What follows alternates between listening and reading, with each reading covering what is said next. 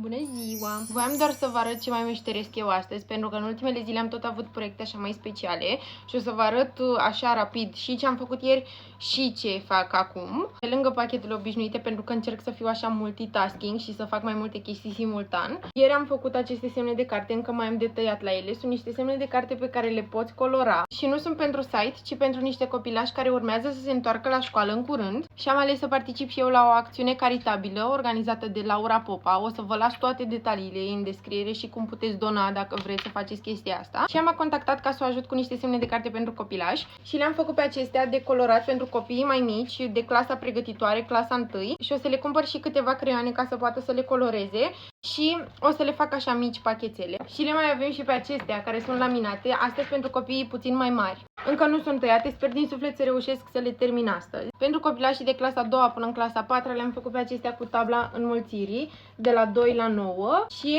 vor primi și câte unul din acesta. Și copiii un pic mai mari, preadolescenții, vor primi unele un pic mai cool, așa zic eu. Aici au multe cuvinte în limba engleză traduse și mai sunt și acestea 4 cu citate așa puțin mai motivaționale. De exemplu, lumea are nevoie de ideile mele, e cool să pun întrebări atunci când nu înțeleg, am încredere în mine și pas cu pas ajung departe. Și sunt lucruri în care cred și eu și rezonez și eu cu tot ce am scris aici. Pe 4 septembrie, din câte am înțeles, vor avea și un eveniment la o gelaterie. O să vă las toate detaliile în descriere, inclusiv unde puteți să donați dacă doriți să-i sprijiniți și voi. Bun, și acum cel de-al doilea proiect la care lucrez astăzi sunt cărți de vizită pentru prietena mea Raluca, care este personal trainer și instructor de pilates. Deci dacă sunteți din București și aveți nevoie de cineva care să vă ajute, ea este persoana. Și le-am printat așa față verso și o să le și laminez ca să fie puțin mai durabile și să se vadă mai frumos culorile. Cam asta meșteresc eu astăzi, deci urați-mi succes, să nu fiu până la sfârșitul zilei îngropată în hârtii.